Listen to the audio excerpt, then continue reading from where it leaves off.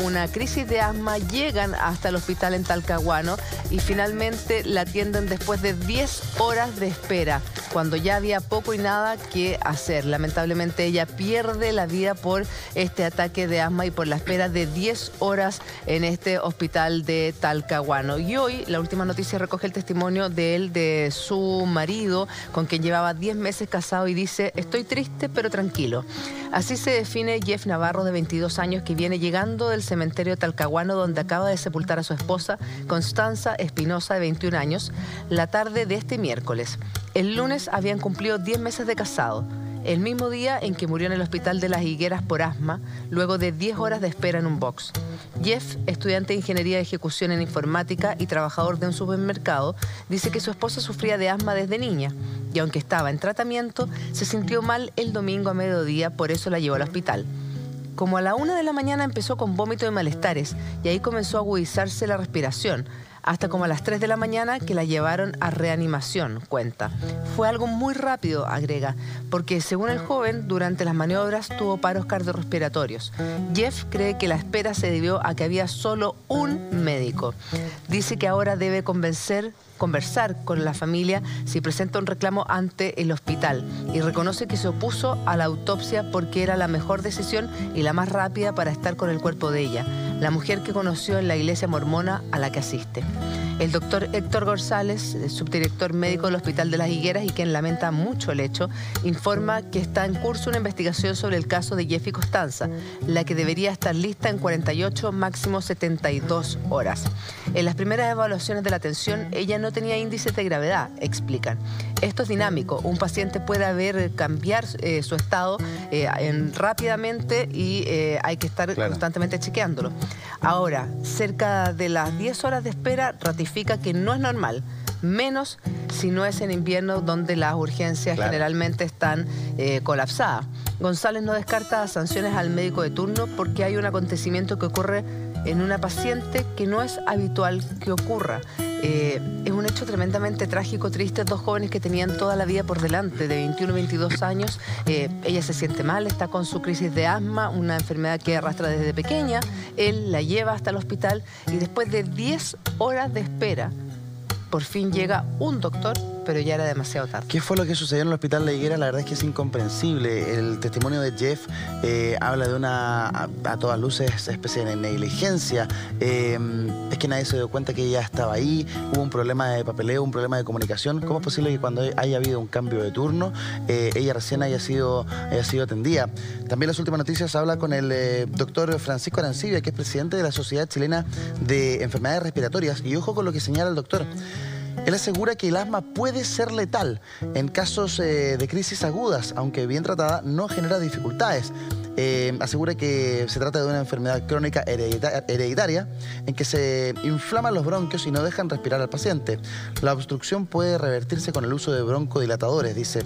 Agrega que si alguien se expone bruscamente a los factores que generan el asma, es una crisis segura. Lo que vivió Constanza Espinosa, la verdad es que uno no se lo da a nadie. Esa sensación de no poder respirar debe ser tremendamente angustiante, no solamente para la persona que lo está sufriendo, sino para quienes están a su alrededor. Por eso es difícil no empatizar con Jeff Navarro, este hombre que llevaban 10 años casados, o sea, perdón, 10 meses. 10 meses casados, con toda una vida por delante, con toda el sueño y la esperanza de la vida, y lamentablemente una situación hospitalaria, un error hospitalario le quita todo eso. Es que es un hecho que podría haber sido tan evitable, aparentemente, porque no tenemos autopsia debido a la religión que ellos profesan y por querer tratar de darle la sepultura lo antes posible y estar con ella.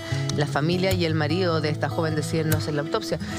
Pero aparentemente, si todo se debe y todo es como él lo relata y lo cuenta, era una crisis de asma que podía ser evitable. No había gravedad si es que hubiese sido tratada en el momento en que ella llega al hospital. En el momento, 1 hora después, 2 horas después. Pero no 10 horas después, cuando ya la crisis era demasiado aguda, cuando ya estaba haciendo paros cardiorrespiratorios y donde por más técnicas de reanimación que hicieron los doctores, había poco nada que hacer. Llegó Jeff con Constanza, su mujer, ¿no? 21 y 22 años tenían. Llegaron a las 12 del día, al mediodía del domingo. Y recién recibieron atención a las 10 de la noche. 10 horas después, justo en un cambio de turno.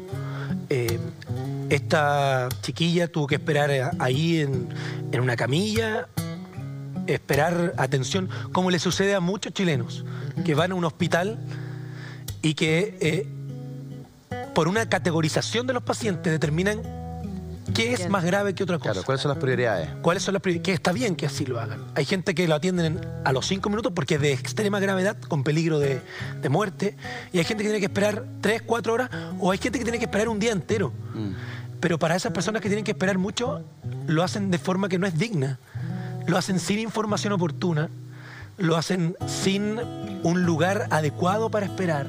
Y en este caso, puede que al comienzo no haya sido de extrema gravedad, pero no es digno para cualquier persona esperar 10 horas, claro, y terminar de esta forma la historia. El cuadro de Constanza es un cuadro que evoluciona muy rápidamente, que cambia muy rápidamente. Entonces, lo que señalaba Julia hace un instante, hay que estar constantemente monitoreando. Probablemente cuando llegó, los doctores vieron que no era de una gravedad tan importante, pero el cuadro cambió de un minuto a otro y de ella durante estas 10 horas finalmente agonizó en el hospital hasta terminar falleciendo.